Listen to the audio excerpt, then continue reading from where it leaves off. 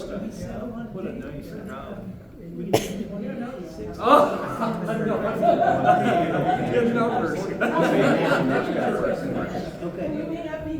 No, that's okay. Nothing but chocolate donuts. It's made my day.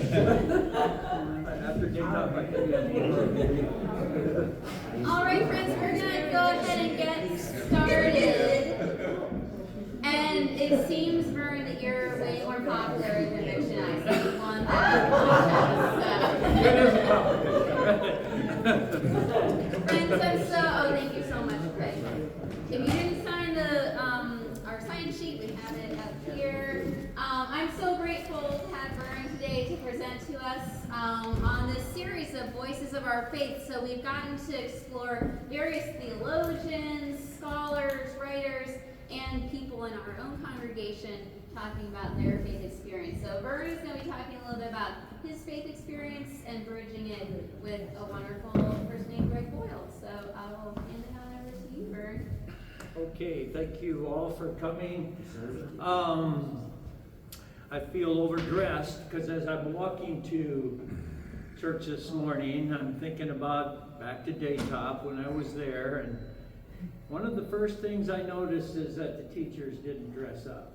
And I thought, And then Jim Tambini, I got to know him quite well. He was a psychiatrist on staff there, and he said, don't put barriers between you and the kids.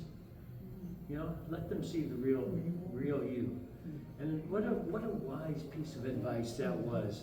So I feel like, whoa, way overdressed. Anyway, I'm going to refer to my notes quite a bit. A lot of this is going to be about story. I have stories. Greg Boyle certainly has stories. He's a Jesuit priest. Look how he's dressed. He doesn't put the collar on. He's just there. He's just very real. I think that's so important. He's founder and executive director of Homeboy Industries. His book, Tattoos on the Heart, was published 15 years ago. Has anyone ever heard of Greg Boyle or ever read it? Thanks, Brian. And published 15 years ago, that was 2010. That was my second year at Daytop. And somehow, I saw the book, I saw the title, and it just kind of jumped into my hands, and I never could put it down. It's an amazing, amazing book. And of course, you know Anne Lamont, right?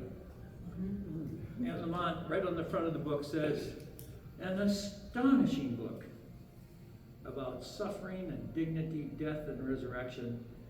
One of my favorite books in years. It is lovely and tough and tender beyond my ability to describe, and left me in tears of both sorrow and laughter. Yeah. Of course, I had to reread it. Now, I haven't read it in maybe, 12 years. I can't put it down again. I'm just crying on every page. And it's joy, and it's heart. So, Daytop, you may not know, it was a residence facility for teenagers recovering from drug and alcohol abuse and other issues. And many of the kids were also gang affiliated, and so that was a part of the culture there. I want to say a little bit about how I'm just going to call him Greg, and the homies call him G. All right. And I'm gonna read from the book different stories, and I'm gonna read it as it's written. You understand? So I'm gonna use a little language where it's pretty modern for the church. So I'm gonna tell a little bit about how he got to where he went, how he landed working with gangs in Los Angeles, right? And how I got to be working with teenagers in Mendham. Next slide. So, I've already said this, right? But how did he get there? Greg writes in his book that the poor in Bolivia evangelized me in the year 1984, 1985. So clearly after his training, theological training, he spent 2 years in Bolivia. He says this, they turned me inside out, and from that moment forward, I only wanted to walk with them. And so he went back, to Los Angeles. He expressed his desire to work with the poor. And so they assigned him to Dolores Mission, a church nestled between 2 large public housing projects in Boyle Heights. No relationship to what I do, so, well, maybe Boyle and Boyle could work, right? It's a suburb of Los Angeles. When he arrived, there were 8 active gangs. Los Angeles was known as the gang capital of the world, and these 2 public housing projects were known as the gang capital of LA. Perhaps be careful what you ask for. Yeah. Wow, you ready? So there he is. So my calling to Daytop, much different. I was in a time of transition between the pharmaceutical industry and Daytop. And that was 4 years transition. Steve was a great person to help me out in that transition because I only knew 2 things. I loved science and I liked working with young people. So, teaching, maybe, so I did a lot of volunteer work at the church. And Steve helped me throw out my resume that was useful for the pharmaceutical industry, not useful for seeking out to be a teacher, right? So I was down to 1 page, and I substitute taught in 5 different school districts in this area. I got to working with Linda Rush, renovating bathrooms, kitchens. That was fun. I started working at a golf course because Nan didn't want me spending my money, her money, on the golf course, right? So I golf for free. So I'm up on a ladder painting, and I get this call, and it's from a lady that I met at the golf course. And she said, Vern, our science teacher just quit, and school starts next week. Can you come in for an interview? Now I had been looking around. I'd been trying. I'd been applying, but I got a degree, and I'm an old man. I'm only 53 at that time, but they don't want to invest in me, right? I taught 8 months at Freeling Heights in middle school. I did 8th grade science. I thought, sure, this is my way in. No, they didn't want me. So anyway, I thought, oh yeah, here we go again. She said, do you have a chance to come in for an interview? Yeah, I got this little window of opportunity. Yeah, we're a smart aleck, And so I get there. She said, well, okay, come in tomorrow. And I thought, well, maybe she doesn't have to ask anybody. Anyway, all right, whatever. It's a new building, brand new school they just built, 2008. Showed me this laboratory, this nice science laboratory, funded by Merck. I said, well, yeah, I'm familiar with Merck, And we go into this conference room, the boardroom, nice leather chairs. I'm used to boardrooms, This is fine, Principal is there, intense lady. She has emphysema, very bad. She needs to ride on a scooter. But the will of that woman was powerful, just powerful and overwhelming. So, we're chit-chatting a little bit. Of course, I provided my 1-page resume. Of course, I had provided a little portfolio with lesson plans and this and that, and what I had done with my life, in the last 4 years, and my volunteerism work. And we're just chit-chatting, and I'm thinking, well, they're all just sitting around here smiling, looking at me. So I thought, well, I should ask, well, do you have any questions for me? I was a little skeptical, I have to say. All right, you got 2 things right. You got young people, working with young people in science. I was looking to get a science job there.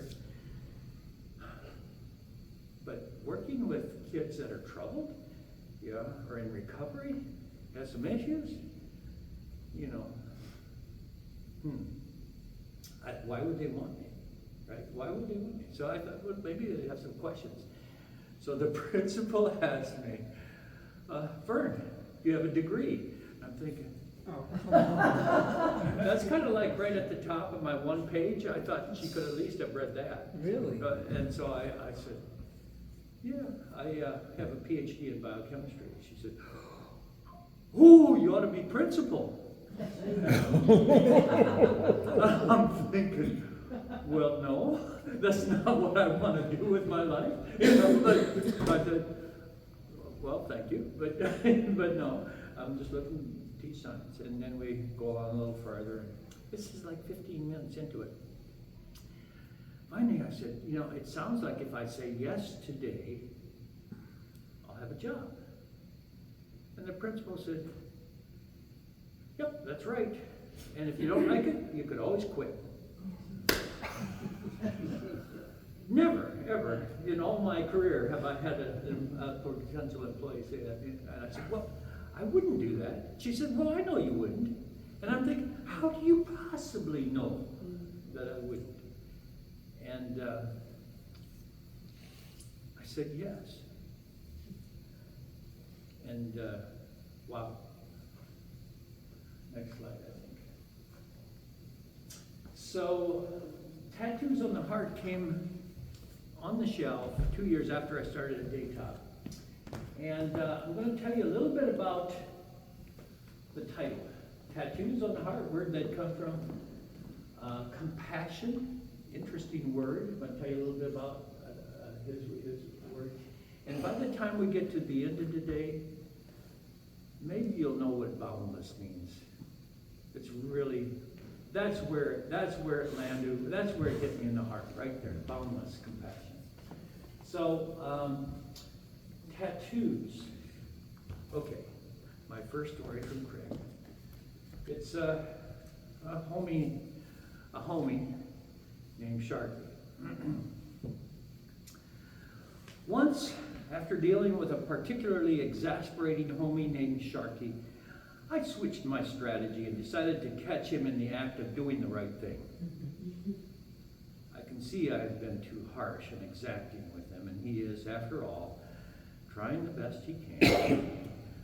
I tell him how heroic he is, and how the courage he now exhibits in transforming his life far surpasses the hollow bravery of his barrio past.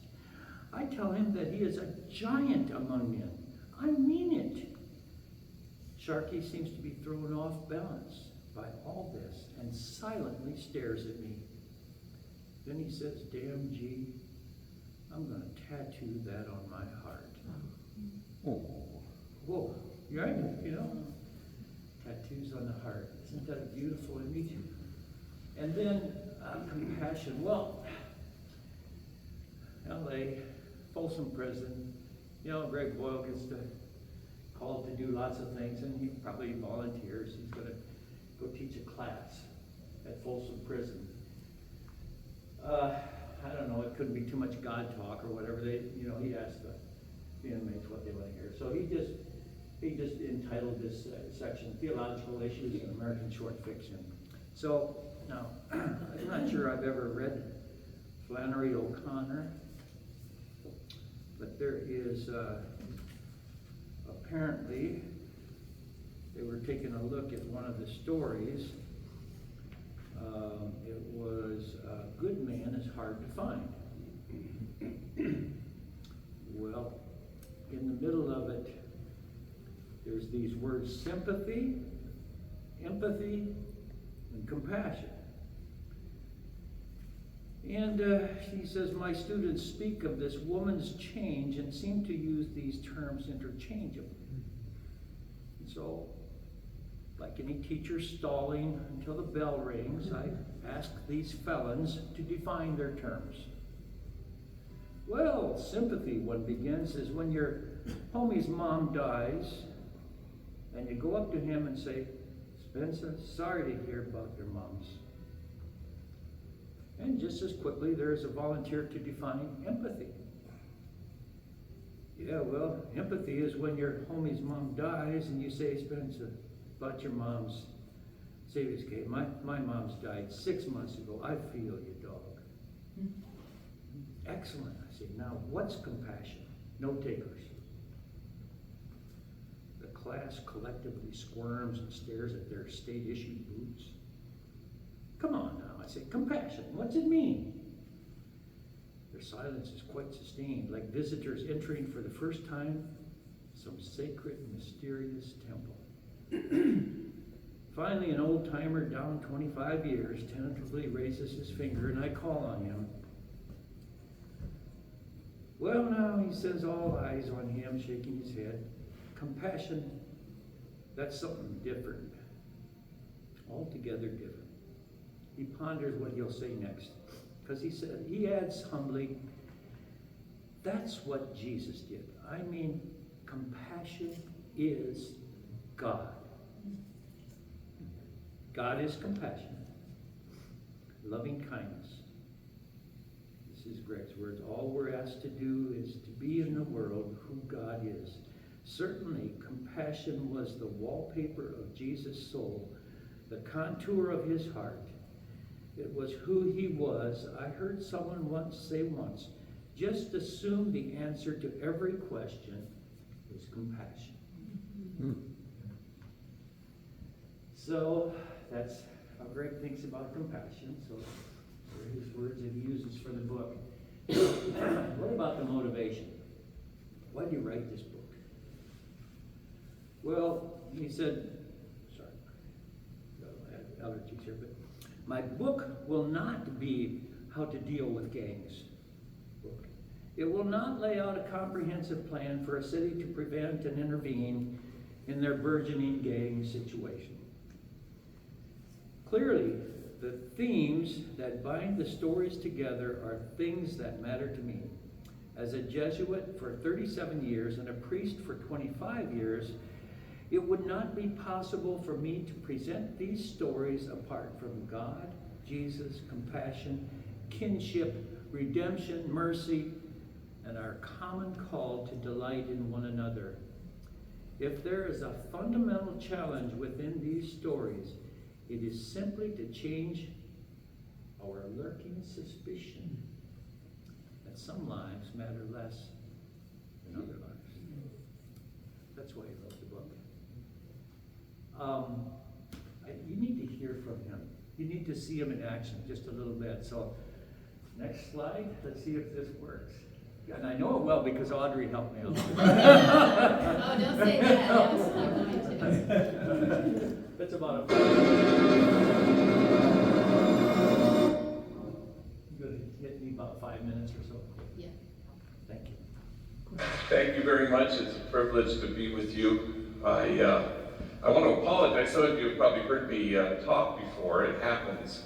I was speaking at a foster grandparents gathering some years ago, and I had spoken at it the summer before that. I don't know why they invited me 2 summers in a row, but after the second talk, a grandmother came up to me. I think she liked the talk. She had big tears in her eyes. And she grabbed both my hands and she said, I heard you last year.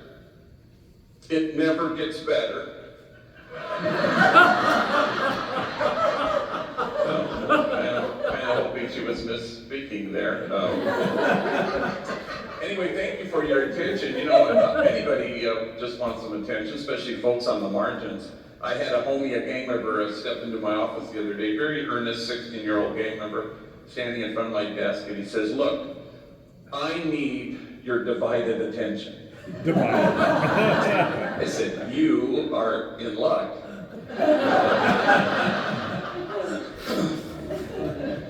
You know, I suppose there's a vision that brings you to a place like this theater for the day, and it's a vision of wanting to see the world looking differently than it currently looks.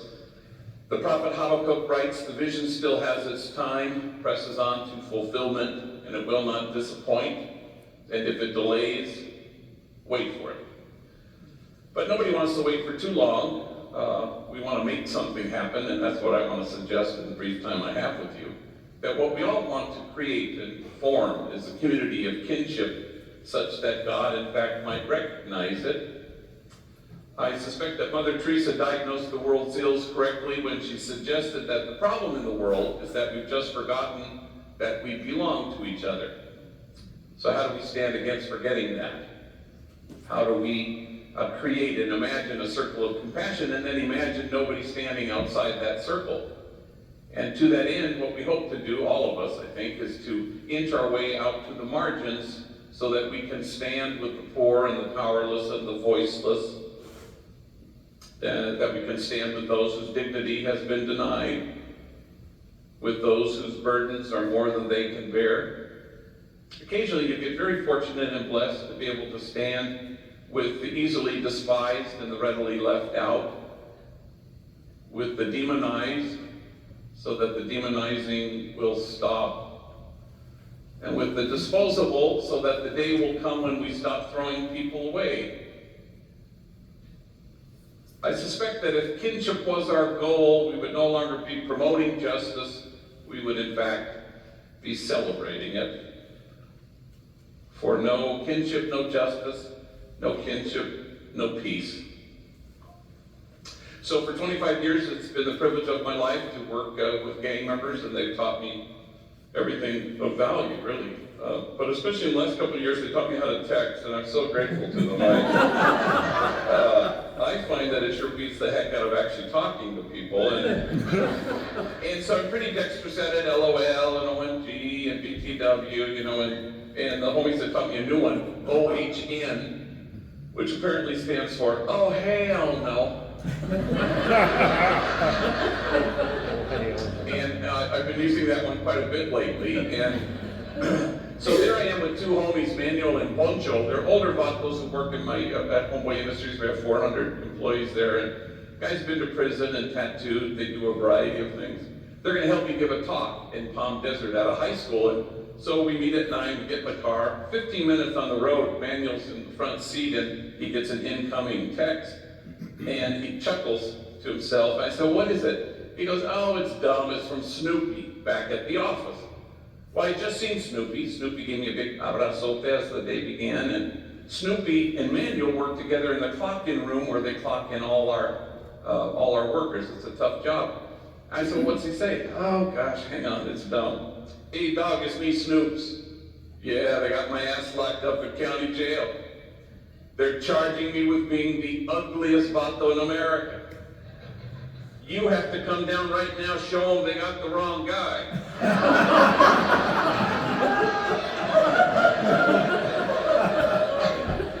Well, we died laughing, and then I realized that Manuel and Snoopy are enemies, rivals. They used to shoot bullets at each other. Now they shoot text messages. And there's a word for that, and the word is kinship. How can we achieve a certain kind of compassion that stands in awe at what the poor have to carry, rather than stand in judgment at how they carry it? For the measure of our compassion lies not in our service of those on the margins, but in our willingness to see ourselves in kinship with them, in mutuality. It was a great privilege of my life to know Cesar Chavez as a friend, and I can remember once I think you get a flavor of the man, right? I could ruminate on each and every one of those sentences. Isn't that amazing? Yeah. I'm gonna work through a few concepts. We'll start with greatness. There's also hope. There's success. The other one is God is involved. Kinship. Those are the 5 that I think we're going to spend just a little time on. And I have no idea how long this is going to go, but I love you guys' interaction. Like a half hour. This is beautiful. So I'm going to tell the story of Cordelia first, because you've heard Greg and you have a flavor for him. But this could well have happened maybe 4 or 5 years into Daytop. And I probably have read the book, so I was influenced by Greg's personality and his relaxed way that he is with his people, his peeps. So Cordelia came into my chemistry class middle of the year, like all the students, they come and they go. They're there for 6 months to a year. While they're there, we try to put them in the appropriate place. And you know, she plopped herself in the front row. She's redhead. She's a slight girl. She's probably 15 years old. And I see her name, and I made a comment that, Cordelia, your name is one letter different than my mother's name. My mother's name was Cornelia. You know, so there's just something that is just a little, isn't that crazy, right? And you never, often, I didn't look at the backstories of my students. I take what they give me today. If they can hold it together in my class today and can put out some work from their worksheets or from their notes that they're taking on a video or something, that's all I ask. I'm not training them to go to Stanford or Harvard. We're just going to get re-engaged with life. That's what I hope for. And on my board, I have a place for a thought of the day, and it was a whiteboard. People could write on there what their thoughts were. Sometimes it was appropriate and sometimes not so much. But could never figure out why Cordelia was there. You know, she's just this ordinary human being. But as time went on, and I read the blog of what happened the night before, some of her struggles off the floor, which is where they sleep off the floor. It's not the common area. The girls are in the girls' dorms and guys in the guys' dorms. Oh man, the fights that she would engage with, the anger that she had. But you know, in my class, she was just like a model student, always did her work. One day she comes in, and I got my table under the whiteboard and all my books, you know, there's chemistry, biology, earth science, whatever, you know, it's crazy. But anyway, she slides the books apart, plops herself up on that table and begins to write. And this is what she wrote. And some of this may sound familiar, but listen to this. 1 minute at a time, 1 hour at a time, 1 day at a time, 1 week at a time, 1 month at a time, 1 year at a time, only one life. This comes out of a 15-year-old girl. That's as profound as it gets. That stays on the board. And as the kids come in from the next classes in my room, they look at it. Sometimes they'll catch my eye and they'll just nod. Just nod. It touches something deeper. Like the next, so man, I could keep that up forever. That's gonna be all right. But like 2 days later, she comes in there, she's wiping that thing all off, and she's got another one. Life holds lies, cheats, anger, sadness, but it also holds love, happiness, joy, trust, kindness. And that beats it all. You have to see the good and the bad. You know, so I'm saying, and we call her Cordy, because that's the nickname she goes by, Cordy. Cordy, you gotta write these down. You gotta put them together, you know? I'm thinking, wow, you know. Oh, she just laughs it off, you know, whatever, you know. I wrote them down. I wrote them down. And by the time she had completed, after about 6 months being at Daytop, I had collected between 25 and 30 quotes that she had put up on that board. Now, I found out also that her mom was in jail, and probably it was related to child endangerment or abuse. And she would get high with Cordy. Mom and Cordy would get high together. And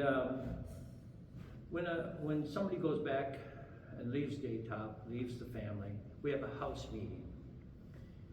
And I knew Cordy was going to go live with her dad, move to Florida.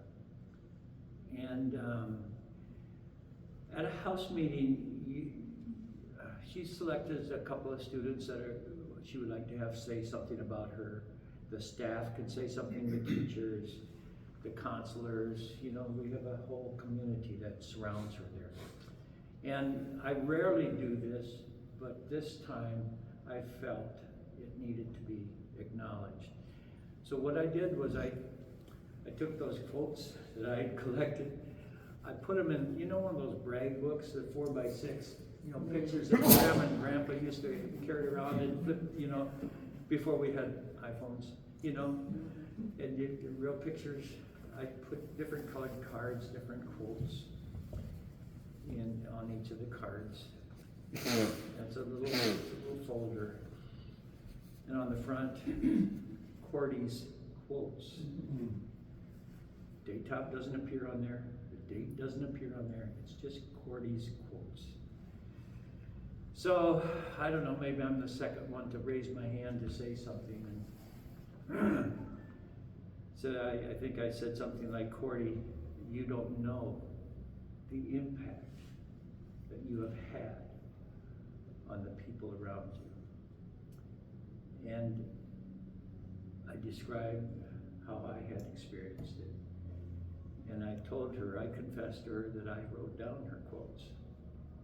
And so I gave her this little book, and I said, when you get to Florida, and when the time is tough, and things are not going well, you go back and you look at these quotes, because that is you. That is you. It's the heart of what you are. Well, what more is there, you know? She's crying, I'm crying, and we hug each other. And I don't know the rest of the story, because when they go, they go. You know, and I once asked a counselor how she's doing. As far as we know, she was okay. But we don't know. We just put them out there. We do the best we can with the days and the moments that we have, right? But greatness, she needed to know her greatness and what was inside of her. A little story from Greg Boyle, the story of Louise. It's a little different, but it has similar echoes. And perhaps I had read that story and thought how great Greg is in celebrating greatness at so many different levels. So many stories in here. You know how hard it was for me to pick out stories?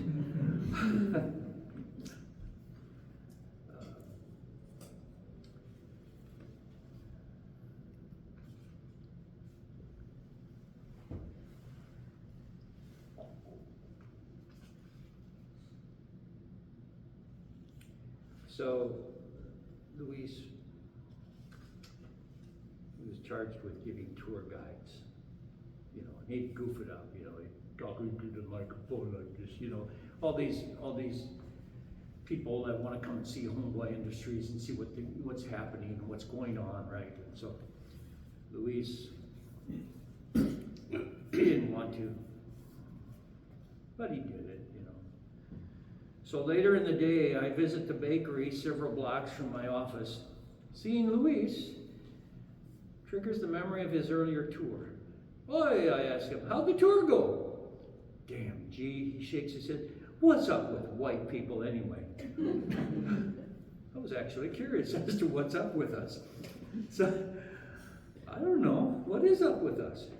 I mean, damn, he says, they always be using the word great. We do? Oh, yeah, watch it. This bunch of gabachos stroll in here, see the place, and it's all firm and clean, and machines are working proper, and they say, this place is great. And then they see the homies, sabes, enemies, together, all firm, and they say, you fellows are great. And then they taste our bread, and they go, this bread is great. I mean, damn, gee, why white people always be using the word great? I tell him I don't know, but trust me, every opportunity I could find after that, I tell him how great he is, just to mess with him a little. Some 4 months later, it's nearly closing time, and I arrive at the bakery in the evening, and Luis sees me in the parking lot from inside the building and rushes outside. He's excited, and yet enthusiasm is not ever the card with which Luis leads. He's too cool for that. He barely lets me get out of my car. Hey, G, he says, thrilled to see me. You're not going to believe what happened to me yesterday after my shift. He proceeds to tell me that after work he goes to pick up his 4-year-old daughter, Tiffany, at the babysitter's. He puts her in the car and they drive to their tiny apartment where for the first time Luis is paying rent with honestly earned, clean money. He unlocks the front door and Tiffany scurries in, down the hallway, and lands in their modest sala. She plants her feet in the living room and extends her arms and takes in the whole room with her eyes, and then she declares with an untethered smile, "This is great!" He turns and says to me, "I thought she was turning white on me."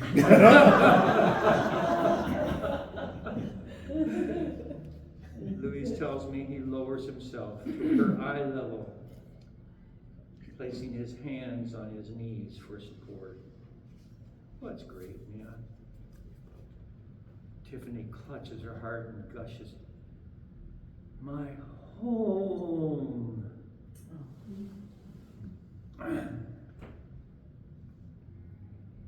Luis seems to be unable to speak at exactly this moment. Our eyes find each other and our souls well up along with our eyes. And we can't stop staring at each other, and tears make their way south on our faces. And what seems like longer than I'm sure it was, I break the silence. I point at him. "You did this. You've never had a home in your life. Now you have one. You did this. You were the biggest drug dealer in town, and you stopped and baked bread instead. You did this. You've never had a father in your life, and now you are one. And I hate to have to tell you, but you're great." You know, greatness. What's on the next slide? Hope. Oh my. Hope, right? And where did they face? Where did they find hope? There is a statement I want to read to you that comes out of his book. In here.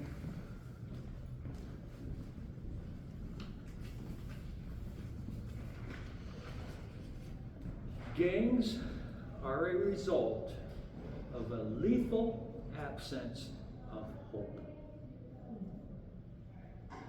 No hopeful kid has ever joined a gang. It's interesting.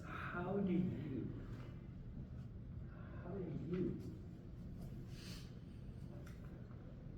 where does hope come from, right? Where does hope come from when all you see is despair and your life and you see your friends and dying? So the story of Pedro. He was a tough kid. Finally he was ready for therapy, and he's 30 days into the therapy, in-house therapy. And he finds out his brother who had the same demons that he had, ended it by committing suicide. So Greg says, I call Pedro. And he is, of course, devastated, but since he is now 30 days sober, he allows the pain passage to his core and doesn't permit the hurt to waste time languishing in some distant way station. He lets all the sadness in, and this is new. I schedule to pick him up for the funeral, and make a point to emphasize that I'll be driving him back right after the burial. Of course, gee, I want to come back here to the recovery house that he's at.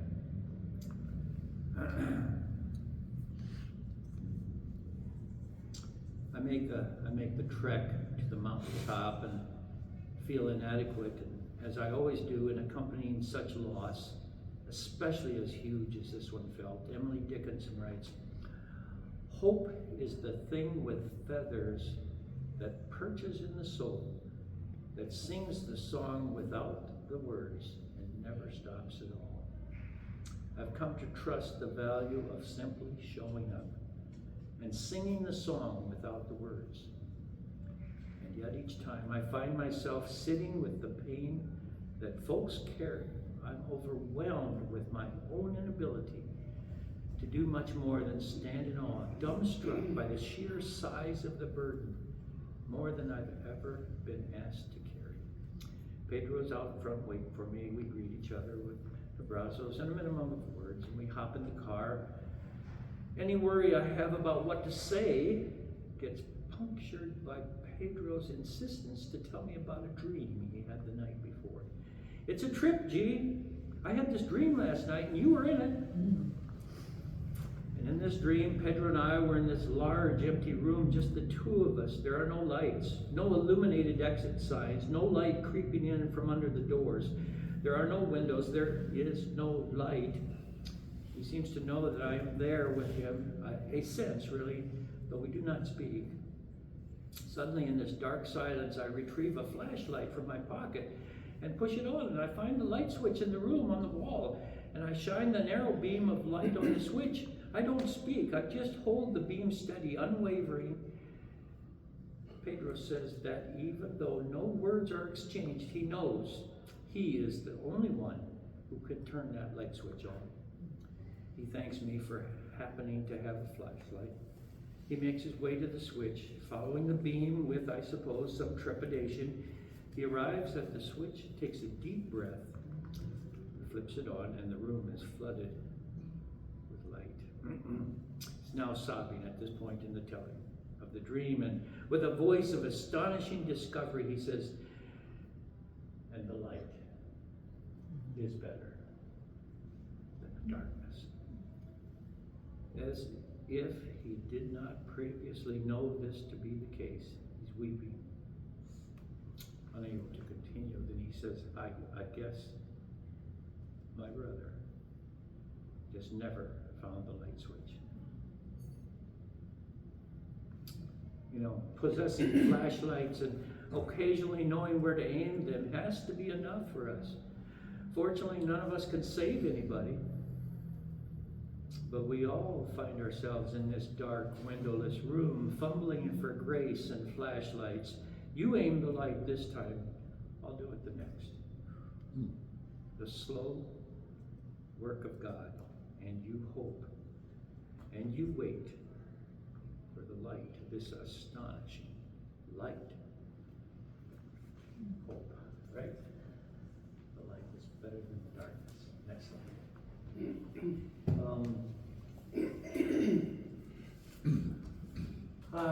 Yeah, this is a tough one, right? Vern, what's the success rate at Daytop? I don't know. And in truth, I don't much care. Because in my way of handling it, somewhere those words help me out. And I would respond, yeah, I'm not sure that I'm called to be successful, but I'm called to be faithful. So if I'm faithful to the call, I'm okay.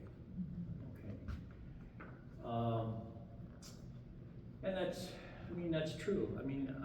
From time to time, I'd run into my peeps in Morristown, right? Or, wherever I am. Sometimes, I was at the doctor's office, at the eyeglass office, and just chatting back and forth with the receptionist, and, you work at Daytop. Daytop saved my son's life. And then sometimes you see a young man on the street and you don't recognize him, but he knows you. Vern, let me introduce you to, my girlfriend. Or you see this beautiful young lady at Staples. Striking. And then she turns and looks at me, and Vern, you don't remember me, do you? Or across the counter at Morristown Diner. Vern? Did you work at Daytop? And I remembered Rachel. So what does Greg say about it?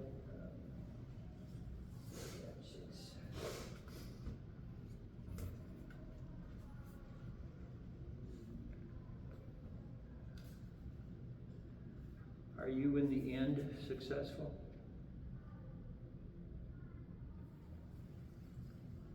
Naturally, I find myself heartened by Mother Teresa's take, we are not called to be successful but faithful.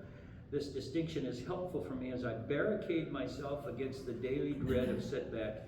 You need protection from the ebb and flow of 3 steps forward, 5 steps back.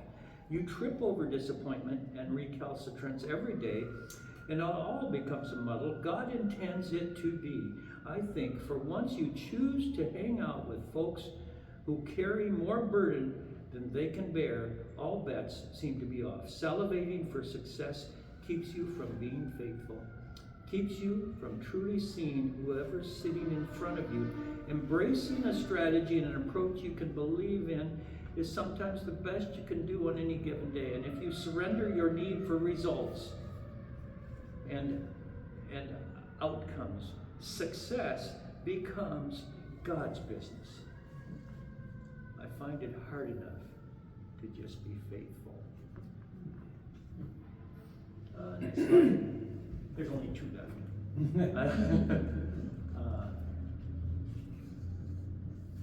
Kinship. It's a huge word for Greg Boyle. Kinship. Now I'm reminded of Daniel's sermon one time. He talks about proximity. That word rings with me.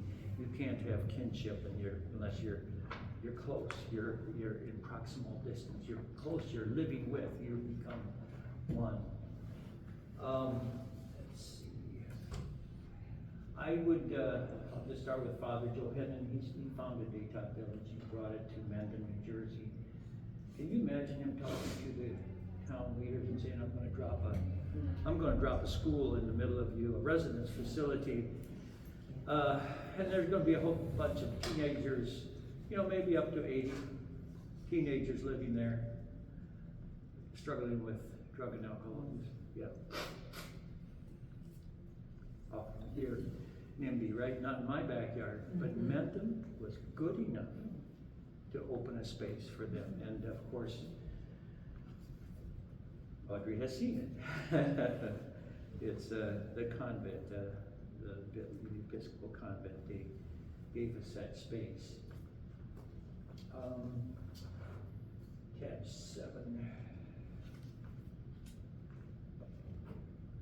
So a homie named Louis, 17 years old, appears in my office one day, bright, happy, and smiling. Never in my life had I seen more hickeys on a human being than on this guy. His entire neck is spotted with these chupatas on those. Even his cheeks are covered. I'm thinking, Mr. Guinness of the World Records might be interested in talking to me.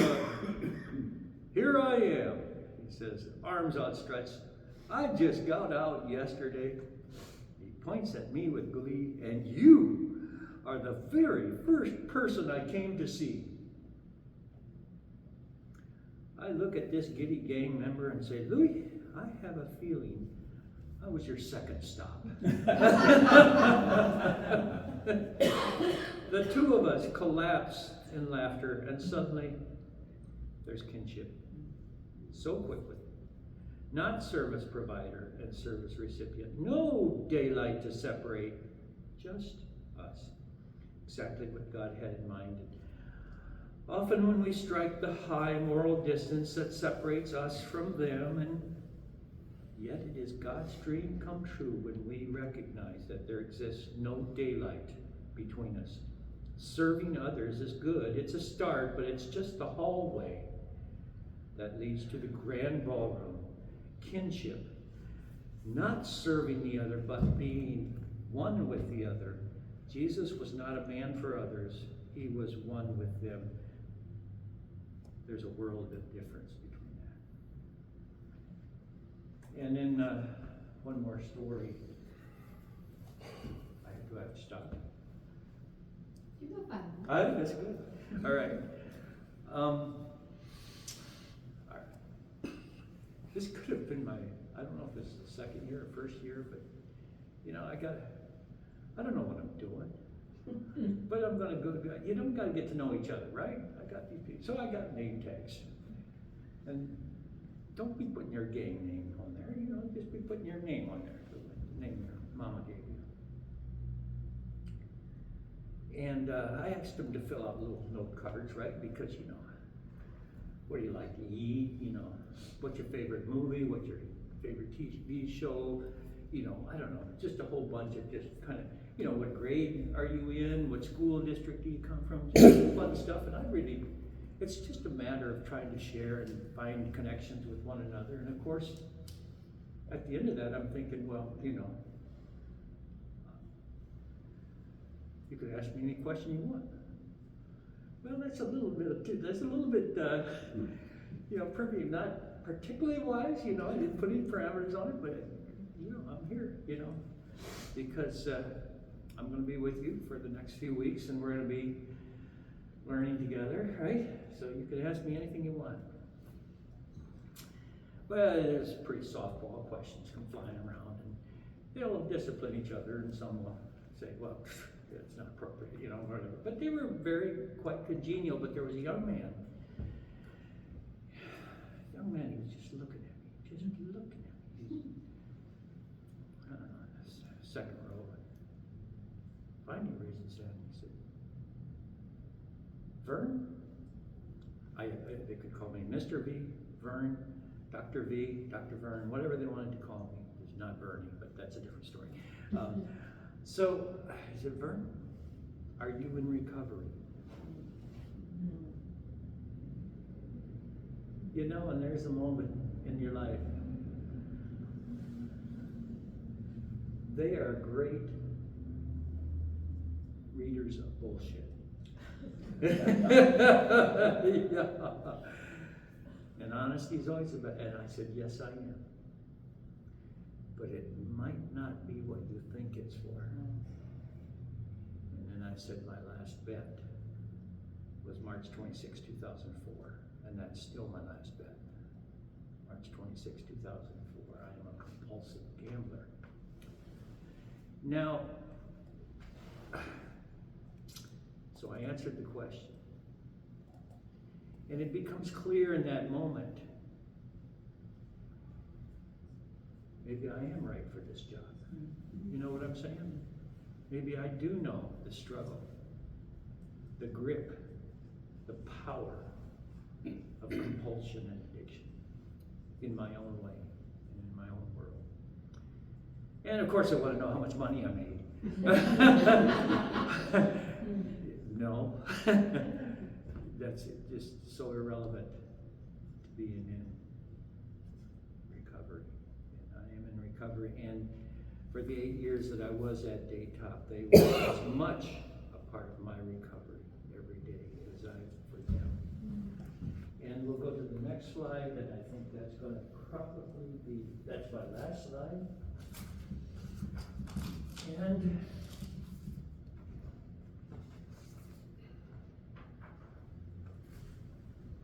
that statement, it just gets me every time. At Homeboy Industries, we seek to tell each person this truth. They are exactly what God had in mind when God made them. Can you imagine a person steeped in gang activity hearing that when all he's ever heard in his life was judgment, judgment, judgment? I just think that's just so powerful. It's a short piece.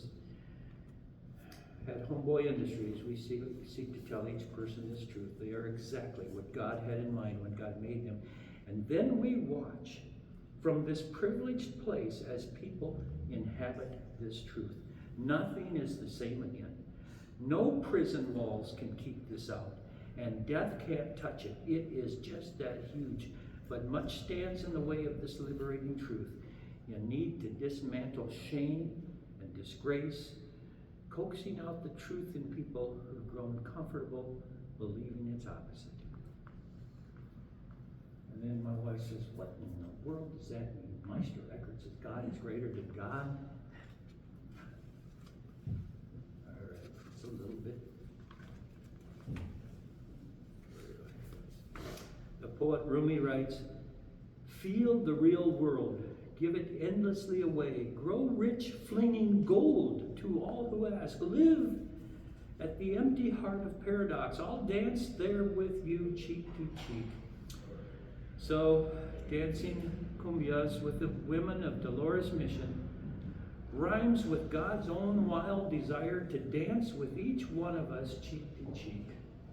Meister Eckhart says God is greater than God. The hope is that our sense of God will grow as expansive as our God is.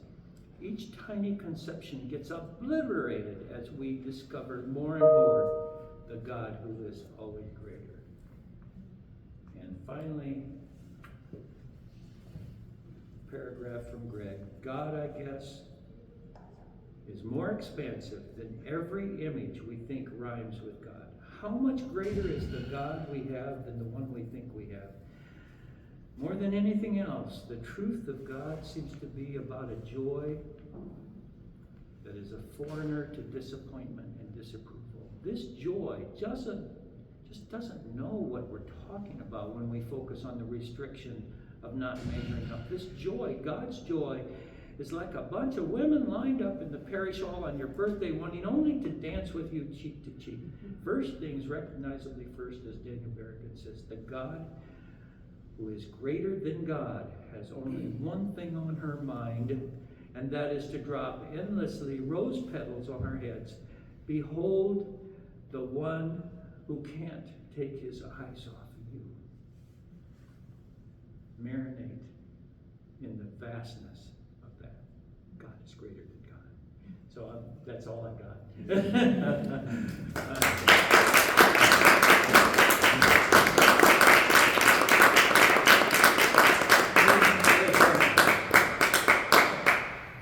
Thank you so much, Vern. What a gift to have you here. John, did you have one thing to say, and then we'll wrap up? I had one thing. Yeah. So referring back to your story about Cordelia. Yeah.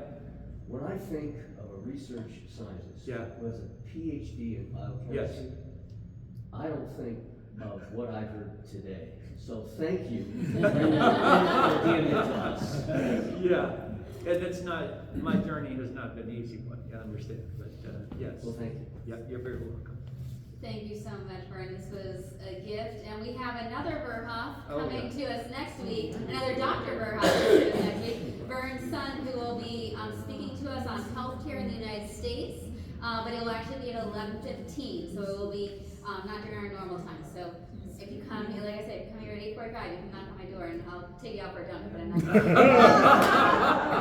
to. Let's quickly pray before we head to worship. Let's pray, friends. Gracious God, thank you for giving us people. Thank you for giving us communities that bring us hope. Thank you for guiding us to be more faithful. Thank you for giving us kinship. And thank you for giving us each other. In your name we pray. Amen. Amen. If anybody wants to borrow the book, you know.